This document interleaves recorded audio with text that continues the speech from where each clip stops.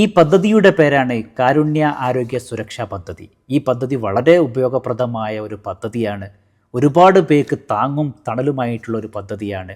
അതുകൊണ്ട് ഈ പദ്ധതിയുമായിട്ട് അന്വേഷിച്ച് ഇതിൻ്റെ ഡീറ്റെയിൽസുകളൊക്കെ മനസ്സിലാക്കി നേടിയെടുക്കാൻ ശ്രമിക്കുക എന്ന് മാത്രമാണ് എനിക്ക് നിങ്ങളോട് പറയാനുള്ളത്.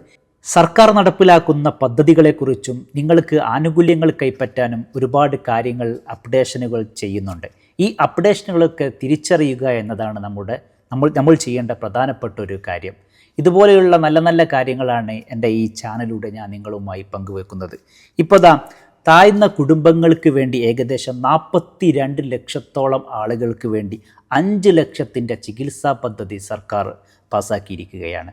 അതുകൊണ്ട് തന്നെ അതെങ്ങനെ കൈപ്പറ്റണം എന്നതിനെക്കുറിച്ചൊക്കെ നിങ്ങളുടെ പഞ്ചായത്തുകളോ മുനിസിപ്പാലിറ്റിയിലോ പോയിട്ട് ഇതിൻ്റെ ഡീറ്റെയിൽസുകൾ മനസ്സിലാക്കി ഈ പദ്ധതിയിലൊക്കെ നിങ്ങൾ അപേക്ഷ കൊടുക്കുക എന്നുള്ളതാണ്. ഇതിനെ ആശുപത്രിയിൽ പ്രവേശിപ്പിക്കും.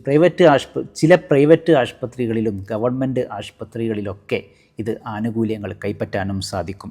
ചികിത്സ, ശസ്ത്രക്രിയ, ഡോക്ടറെ കാണിക്കുക, അങ്ങനെ പോയിട്ട് മരുന്നുകൾ, എല്ലാ കാര്യങ്ങളും ഈ ഒരു പദ്ധതിയിലൂടെ നിങ്ങൾക്ക് നേടിയെടുക്കാൻ കഴിയും. അതുകൊണ്ട് പണമില്ലാത്തതുകൊണ്ട് ചികിത്സ നഷ്ടപ്പെടുന്നവർക്ക് ഈ ആനുകൂല്യങ്ങളൊക്കെ കൈപ്പറ്റാൻ ശ്രമിക്കുക. പ്രധാനമായിട്ടും ഇതിൻ്റെ ആനുകൂല്യങ്ങൾ കൈപ്പറ്റുമ്പോൾ ഈ ആനുകൂല്യങ്ങൾ കൊടുക്കുന്നത് പകുതി കേന്ദ്രവും പകുതി കേരള ഗവൺമെൻറ്റുമാണ്.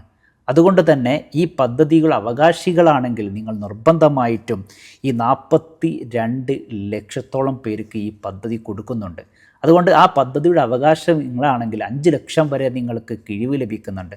ആ 5 ലക്ഷത്തിൻ്റെ ഉള്ളിലുള്ള ചിലവുകളൊക്കെ നിങ്ങൾക്ക് ഈ ഒരു പദ്ധതിയിലൂടെ ഹോസ്പിറ്റലുകളിൽ ചിലവാക്കാൻ സാധിക്കുമെന്നത് വളരെ നല്ലൊരു കാര്യമാണ്. ഈ മെസ്സേജ് നിങ്ങൾ എല്ലാവർക്കും ഷെയർ ചെയ്യുക. ഇതിന് ഈ പ്രാവശ്യം തന്നെ ഏകദേശം 250 കോടി രൂപ അധികം മാറ്റി വെച്ചിട്ടുമുണ്ട്.